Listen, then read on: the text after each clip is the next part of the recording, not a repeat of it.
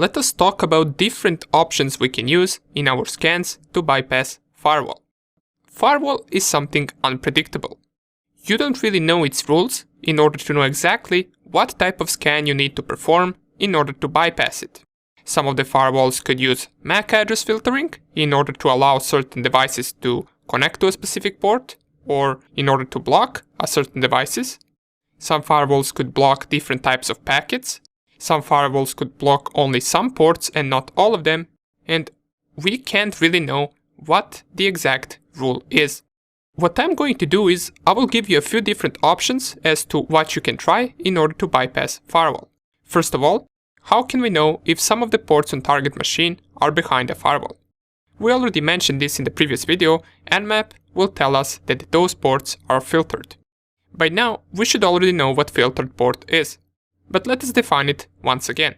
Filtered port is when Nmap can't figure out whether a certain port is open or closed, and that is due to it dropping packets possibly because that port is behind a firewall. Therefore, we don't get any responses back from that port, and Nmap flags it as filtered. Let me show you this on a Windows machine. Right here, I have Windows 7 virtual machine, and this virtual machine, if I go to the control panel, and then System and Security, and Windows Firewall, this machine has firewall turned on. If I try to scan it using synscan, which we covered in the previous section, so let's do it right here. Remember, it requires sudo privileges, so sudo nmap-ss, and then the IP address. I will use the IP address of my Windows 7 virtual machine. And if I press here enter, type in the password, in just a few seconds the scan will finish. And we're going to compare this result when the firewall is turned on with the result once we turn off the firewall. So let's wait for this to end. And here it is. It doesn't have any port open. Matter of fact, it will tell me all 1000 scanned ports on this PC are filtered. Now, this doesn't mean that all could be closed or all could be opened. This just means that they are behind the firewall, and any packets we send get dropped by that firewall. So our target could have a few ports open and other closed, but we don't really know that. Let me show you the response of the same scan once we have that target turn off their firewall. So let's go to Windows machine, and I will click on this turn Windows firewall on or off. And in both of these settings, I will select turn off Windows firewall. Click on OK. And now, once the firewall is turned off, let us perform the same scan that we did right here. So we'll just use upper arrow, run the same command, and here it is. We can see that some ports are indeed open. This firewall right here doesn't have any special rules since it is made to block all traffics, so techniques that I'm about to show you in these few videos will not work on regular machines that just turn on their firewall and that don't accept any type of connection. However, once firewall rules are applied, and they usually are applied in some servers or machines that need remote access or that need to communicate with other machines, then we can test these options and see whether those rules have any vulnerability that we can bypass. I will turn the firewall back on, right here. I will close this, and let's start with our first option. We're going to use an option -f. So if I clear the screen and type the command sudo nmap-f and then the IP address, this -f option causes the requested scan to use tiny fragmented IP packets. Now you might be wondering, why would we do that? Well, the idea behind this is to split TCP header over several packets to make it harder for packet filters or intrusion detection systems to detect what you're doing. If we specify the option once just by adding one -f, the Nmap will split the packets into 8 bytes or less. So if your packet had a 24 bytes TCP header, this would be split into 3 different packets of 8 bytes. Now, you can also specify the option twice with -f and then once again -f. and this will split the packets into 16 bytes per fragment. But be careful once running this option on an actual target, as some programs have trouble handling these tiny packets. If you want to increase fragment size even more, you can use the option --MTU, and after it the fragment size. Just remember that offset you specify must be a multiple of 8. This fragmentation won't always work. If I run this scan, this option will not work most of the time actually. It only works if a network that you're scanning can afford the hit that this will cause. Therefore, they just leave it disabled. Some networks also can't enable this because fragments may take different routes into their networks. Nonetheless, it is good to mention this option, as it might come in handy one day. Another option we can use, which is more focused on hiding your IP address than bypassing security, and that option is creating decoys using -D. So if I specify dash and then capital D, creating this decoy scan makes it appear to the target as it has been scanned not only by you, but also by the decoys that you specify. So their intrusion detection system might report multiple IP addresses that scan them, including yours. But they will not be able to determine which one is real. So you successfully hid your IP address from them. There are two ways that we can do this. And just to show you how this works, what I'm going to do is I will open a software called Wireshark on my Windows 10 machine. And with this software, we will be able to see which IP addresses are communicating with my Windows 10 machine. Now you don't need to have Wireshark for now, just pay attention to the scans that we perform and results that we get in Wireshark. Right here, I will select Ethernet, since that is what I'm currently using, and we should already see some packets coming in. But these packets right here have nothing to do with our scan. So if I go back to my Cal Linux, and I run the command sudo nmap -d, and to specify how many random IP addresses we want to use to scan the target, we can specify -d and then rnd, 2 dots, and then the number of IP addresses we want to use. So in this case, I will use 5 random IP addresses. If I press enter right here and go to my Wireshark, it doesn't seem to be flooding anything. Are we successfully scanning? Oh, that's right, we are scanning Windows 7 machine, my bad, so we need to be scanning our Windows 10 machine, so let me check the IP address of my Windows 10. ipconfig 192.168.1.7, and right here I will just change from 16 to 17. And let's go back to Wireshark once again. It doesn't seem to show for some reason. Let us try adding this command, and we will use the synscan to perform this. Press enter. And the reason this might not work is because sometimes Wireshark will have a problem capturing the packets that we send from a virtual machine. And that is mostly because we're scanning our host machine from the virtual machine. So what I'm going to do is I'm going to go to my laptop and run the same command. Give me just a second, and I'm running the same command that we ran right here. I just ran it, and if I go back here we can see now the output. We can see that our Windows 10 machine is getting flooded with random IP addresses. If I stop it, I can see different IP addresses right here. So we got 193.245.213.77. We also got the other IP addresses, but I will also see my laptop's IP address, and it kind of sticks out.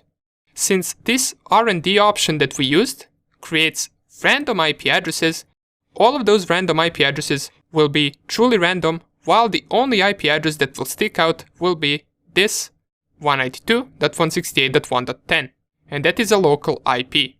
So this will most likely not work. They will recognize it as the true IP. So how can we change this and make it seem like the scan is coming from 5 local IP addresses that belong to my home network? Instead of running the command like this, what we can do is we can run the command like this, so sudo nmap and then -d, And after -d, we specify 5 different IP addresses, including ours. So we'll specify 192.168.1.2. Let's also use 192.168.1.5, for example. Let's use 192.168.1.6. Let's use 192.168.1.15. And let's at the end use my IP address. And to specify the Cal Linux IP address, we can simply type me. What this command will do is it will use these random IP addresses to scan the target, including our true IP address. So all we need to specify is the IP address of my Windows 10 machine. And if I run this, go back to Wireshark. Yeah, of course, once again, I must run this from the actual laptop in order for this to work. So what I'm going to do is I'm going to run the same command in just a second. And I'm running it right now. If I go to my Wireshark, here we can see now it is getting flooded with local IP addresses. We can see 192.168.1.2, .1.5, .1.15, and .1.10. And they will never really realize that this one is the correct IP address, since they're getting flooded with a lot of them. And you can change this number, you can use more IP addresses if you want, or less. But the point of this is that in case you're scanning a target that is inside the same network as you, use local IP addresses. And in case you're scanning the target that is outside your network, you can use this option right here, which will generate random IP addresses. And the security will have a hard time figuring out which one is the correct one. Cool, right?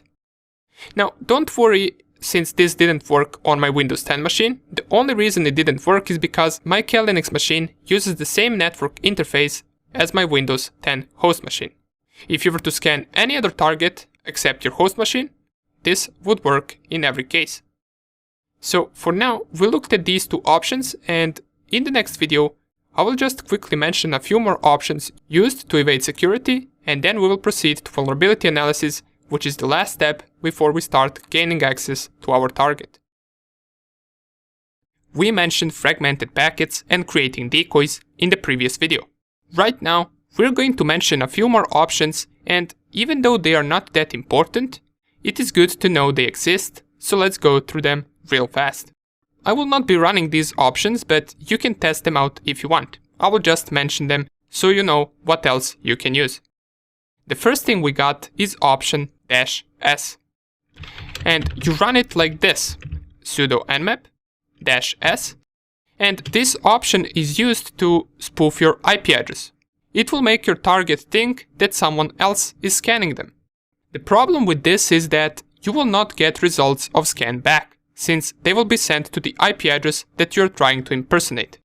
So for example, you can be trying to impersonate 8.8.8.8, and your target will be scanned with this IP address, or at least it will seem that the scan is coming from this IP address. For this option to work, you must also specify -pn, and the reason why you must specify -pn is, first of all, -pn is used to assume that all hosts are online, so it doesn't perform the ping scan to discover whether a host is up and running. Without the -pn, this option would not work, and the reason is because your target will be scanned with this IP address. And we will not be able to get the packets back and see whether the target is on or off. That's why we will just assume that the target is online, so we can scan them with a different IP address. Otherwise, we will never get the result whether they are online. And sometimes with these two options, you must also run -e. E is used to specify a network interface. So you would simply just type ifconfig, check out what network interface you're using, and you would specify it right here. In my case, that would be ETH0. Another cool option besides this that Nmap has is you can specify the source port with -g option. This can sometimes help bypass a firewall. For example, a network administrator may set up a firewall and set a rule where only traffic from a certain port is allowed. And with that, he's probably thinking that attackers won't be able to figure out from which port exactly. And if you perform a scan, and send packets from the port that's allowed in the firewall rule, you successfully bypassed firewall. So you would specify it with -G and then random port number. And one last thing that we will mention that could help you in bypassing firewall is changing different scan types. We already covered some scan types, and any of them could be useful to you sometimes. For example, in case you perform a SYN scan on a target machine, and in case the SYN scan is blocked by the target's firewall, which would mean that they drop all SYN requests that try to initiate TCP connection, we could try to perform a fin scan, and fin scan is labeled like this, -SF. Now, you're probably confused because there are a lot of scans that we can do. And in case you don't have any networking background, you're probably wondering what fin scan even means. Well, fin scan is just sending a fin packet without any other flags. And these SYN flags and fin flags can be confusing sometimes, but with practice you will catch everything up. Just one advice I have is that every time you don't fully understand something, just Google it. That is how I learned as well. And all of these options that we covered can be combined with something called timing template. And to show you what timing template really is, I opened up my Nmap manual right here, and I scrolled to this option right here, which says -T, timing template. And if you also open up Nmap manual, this will be all the way down. So there are about 1 or 2 minutes of scrolling until you reach this option. Here in the Nmap manual, we can see the -T comes with 6 different options or 6 different modes.